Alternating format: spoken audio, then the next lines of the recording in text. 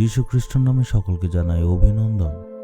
এইখানে আপনারা নিশ্চয় দেখছেন সুন্দর বাগান আছে। এই বাগানটার শুধুমাত্র একটা অংশ। এই বাগানটাকে 3 রকমভাবে ভাগ করা হয়েছে। এইভাবে করার কারণ হচ্ছে প্রার্থনা করার জন্য আর প্রভুর সাথে চলার জন্য। আমরা দেখি বাইবেলের মধ্যে একটা বাগানের কথা লেখা আছে, এদন বাগান। এই বাগানের মধ্যে ঈশ্বর আদমের সাথে কথা বলতে নেমে এসেছিলেন।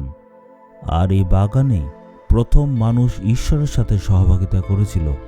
ওইটা চিন্তা করেই আমরা এই বাগানটা এইভাবে বানিয়েছি। এইখানে আসলে লোকেরা সবাই প্রার্থনা করতে পারে, আরাধনা করতে পারে, আপনারা প্রভুর সাথে হাঁটতে পারবেন। আরেকটা বাগানের ব্যাপারে লুক 22 অধ্যায়ে লেখা আছে, সেখানে যিশু তার শিষ্যদের নিয়ে প্রার্থনা করেছিলেন। সেই বাগানের নাম হচ্ছে গেতসেমনি। সেই বাগানে প্রভু যিশু মনে অনেক দুঃখ নিয়ে প্রার্থনা করেছিলেন। ওনার তখন মানুষের প্রতি অনেক বোধ ছিল। একইভাবে আমরাও মানুষের জন্য প্রার্থনা করতে ওই অংশটা বানিয়েছি। আরেকটা বাগানের কথা লেখা আছে, যখন যিশু মারা গেলেন তখন এই বাগানের মধ্যে তাকে কবর দেওয়া হয়েছিল। বাইবেলে লেখা আছে সেই বাগানের ব্যাপারে, যেখানে যিশুর কবর। আর সেই বাগানের মধ্যে যিশু মরিয়মকে দর্শন দিয়েছিলেন, মানে দর্শন পাওয়ার একটা বাগান।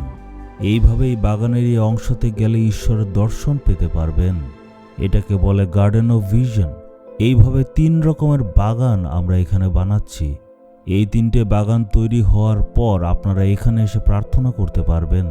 এখানে এসে ঈশ্বরের প্রশংসা প্রার্থনা করতে পারবেন। চলুন আজকে দেখি ঈশ্বরের বাক্য কি বলছে।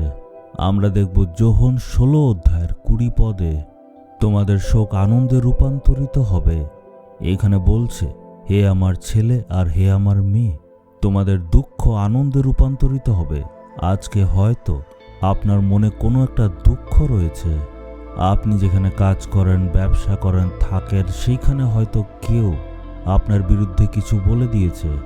আর এইটার কারণে আপনার মনে অনেক দুঃখ আছে। আর এটা ভাবতে ভাবতে মনে অনেক চাপ চলে এসছে। আর এই দুঃখের জন্য অনেক দুশ্চিন্তার মধ্যে আছেন, মানে অনেক দুঃখে আছেন। কিন্তু ঈশ্বর বলছেন যে উনি আপনার জীবনে একটা বড় পরিবর্তন নিয়ে আসতে চাইছেন। এই পরিবর্তন আনার জন্যই প্রভু যিশু ক্রুশে মারা গিয়েছিলেন। উনি আমাদের সকল পাপকে ক্রুশে তুলে নিয়েছিলেন। আমাদের জীবনের দুঃখ কষ্ট বেড়ে যায় তার একটা কারণ পাপ। এই জন্যই উনি আমাদের পাপকে নিজের উপর তুলে নিলেন। হয়তো কোনো অসুস্থতার জন্য আপনার মনে দুঃখ, চিন্তা করবেন না, যিশু আপনার রোগকে ক্রুশের উপর তুলে নিয়েছেন। মথি 8 অধ্যায় 17 পদে লেখা আছে, তিনি আমাদের সকল রোগ বহন করলেন। এই পৃথিবীর যত সব সমস্যা বিপদ আছে তাদের জন্য আমাদের মনে দুঃখ চলে আসে। আর যিশায়া 53 অধ্যায় 4 পদে লেখা যে যিশু আমাদের সকল দুঃখকে ক্রুশের উপর বহন করেছেন।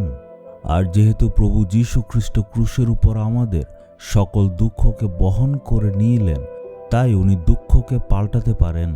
আজকে যেই সব কারণে আপনার মনে দুঃখ, যন্ত্রণা, সমস্যা আছে, সেইগুলিকে ঈশ্বর পাল্টে দেবেন। কিন্তু কখন? আজকেই পাল্টাবেন।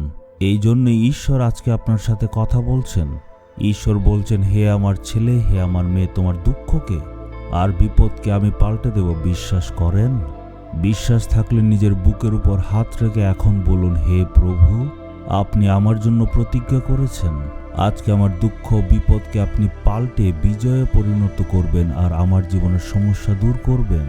আমি এটার উপর বিশ্বাস করি। আজকেই আমার জীবনে পরিবর্তন আসবে। এই প্রার্থনা প্রভু যীশু খ্রিস্টের নামে। Amen, amen.